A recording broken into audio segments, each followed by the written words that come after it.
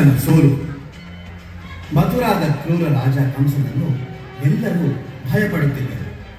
ಅವನ ಸಹೋದರಿ ದೇವಕಿಯ 8ನೇ ಮಗ ಅವನನ್ನು ನಾಶ ಮಾಡುತ್ತಾನೆ ಎಂದು ಭವಿಷ್ಯವಾಣಿಯೊಂದು ಅವನಿಗೆ ಎಚ್ಚರಿಸುತ್ತಿತ್ತು. ಕೃಷ್ಣ ಬೆಳೆದಂತೆ ಅವನು ಅನೇಕ ಪವಾಡಗಳನ್ನು ಮಾಡಿ ಕಂಸ ಕಳುಹಿಸಿದ ರಾಕ್ಷಸರನ್ನು ಸೋಲಿಸಿದನು. ಅವನು ಹದಿಹರೆಯದವನಾಗಿದ್ದಾಗ ಕೃಷ್ಣನು ತನ್ನ ಸಹೋದರ ಬಲರಾಮನೊಂದಿಗೆ ಕಂಸನನ್ನು ಎದುರಿಸಲು ಮಥುರೆಗೆ ಹೋದನು. ಕಂಸನು ತನ್ನ ಬಲಿಷ್ಠ ಹೋರಾಟಗಾರರನ್ನು ಬಳಸಿಕೊಂಡು ಕೃಷ್ಣನನ್ನು ಕೊಲ್ಲುವ ಆಶಯದೊಂದಿಗೆ ಕುಸ್ತಿ ಪಂದ್ಯವನ್ನು ಏರ್ಪಡಿಸಿದ್ದನು. ಆದರೆ ಕೃಷ್ಣನು ಕುಸ್ತಿಪಟುಗಳನ್ನು ಸುಲಭವಾಗಿ ಸೋಲಿಸಿದನು. ನಂತರ ಅವನು ಕಂಸನ ಸಿಂಹಾಸನದ ಮೇಲೆ ಹರಿದನು. ನಾಟಕೀಯ ಕ್ಷಣದಲ್ಲಿ ಕೃಷ್ಣನು ಕಂಸನನ್ನು ಕೆಳಗೆ ಎಳೆದುಕೊಂಡು ಅವನೊಂದಿಗೆ ಉಗ್ರವಾಗಿ ಹೋರಾಡಿದನು. ಕಂಸನು ತನ್ನನ್ನು ತಾನು ರಕ್ಷಿಸಿಕೊಳ್ಳಲು ಪ್ರಯತ್ನಿಸಿದರೂ ಅವನು ಕೃಷ್ಣನಿಗೆ ಸರಿಸಾಟಿಯಾಗಲಿಲ್ಲ. ಕೊನೆಗೆ ಕೃಷ್ಣನು ಅವನನ್ನು ಹೊಡೆದು ಅವನ ಭಯಂಕರ ಆಳ್ವಿಕೆಯನ್ನು ಕೊನೆಗೊಳಿಸಿದನು. ಮಥುರಾದ ಜನರು ಸಂತೋಷಪಟ್ಟರು. ಕೃಷ್ಣನು ತನ್ನ ನಿಜವಾದ ಹೆತ್ತವರಾದ ದೇವಕಿ ಮತ್ತು ವಾಸುದೇವರನ್ನು ಸೆರೆಮನೆಯಿಂದ ಬಿಡುಗಡೆ ಮಾಡಿ ರಾಜ್ಯಕ್ಕೆ ಶಾಂತಿಯನ್ನು ಪುನಃಸ್ಥಾಪಿಸಿದರು.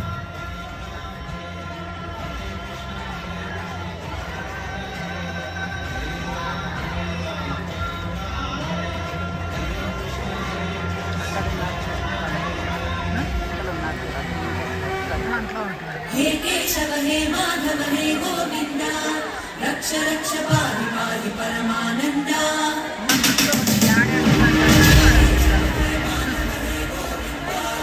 रक्ष रक्ष पाहि पाहि परमानंद रक्ष रक्ष पाहि पाहि परमानंद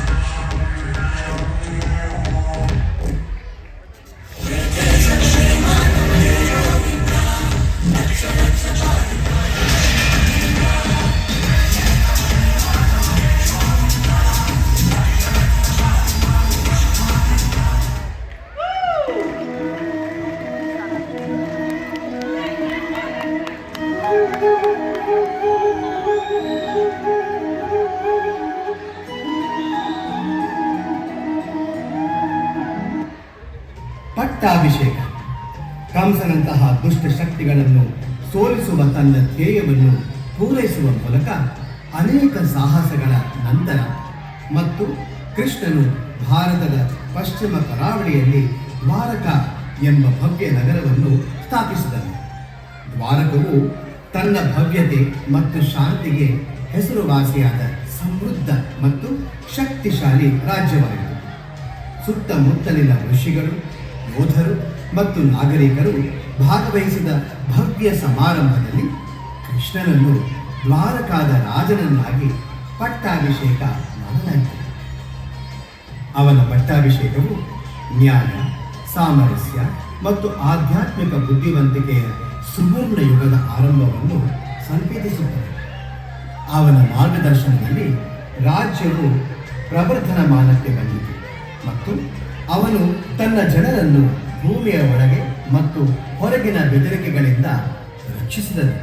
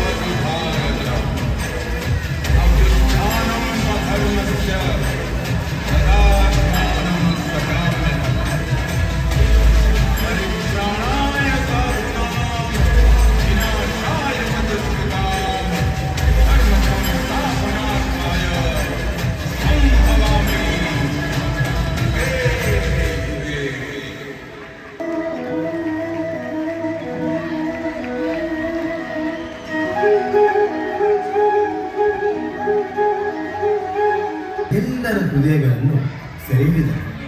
ಆದರೆ ಸರಳ ಆಕರ್ಷಕ ಗೋಪಿ ರಾಧೆಯಷ್ಟು ಆಳವಾಗಿ ಯಾರೂ ಇಲ್ಲ.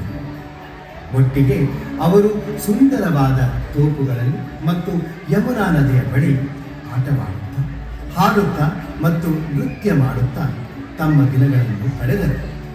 ಅವರ ಬಾಂಧವ್ಯವು ನಿಜವಾದ ಪ್ರೀತಿ ಎಷ್ಟು ಆಧ್ಯಾತ್ಮಿಕವಾಗಿದೆ ಎಂಬುದನ್ನು ಜಗತ್ತಿಗೆ ತೋರಿಸಿತು. ಆತ್ಮದ ಆಳವಾದ ಬಯಕೆ ದೈವಿಕತೆಯೊಂದಿಗೆ ಒಂದಾಗುವುದು ಎಂದು ಕಲಿಸಿತು. ವೃಂದಾವನದಲ್ಲಿ ರಾಧಾ ಮತ್ತು ಕೃಷ್ಣನ ಕ್ಷಣಗಳ ಕಥೆಗಳು ದೇವರಿಗಾಗಿ ಆತ್ಮದ ಶಾಶ್ವತ ಹಂಬಲ ಮತ್ತು ದೈವಿಕ ಒಡನಾಟದ ಆನಂದವನ್ನು ಪ್ರತಿನಿಧಿಸುತ್ತದೆ.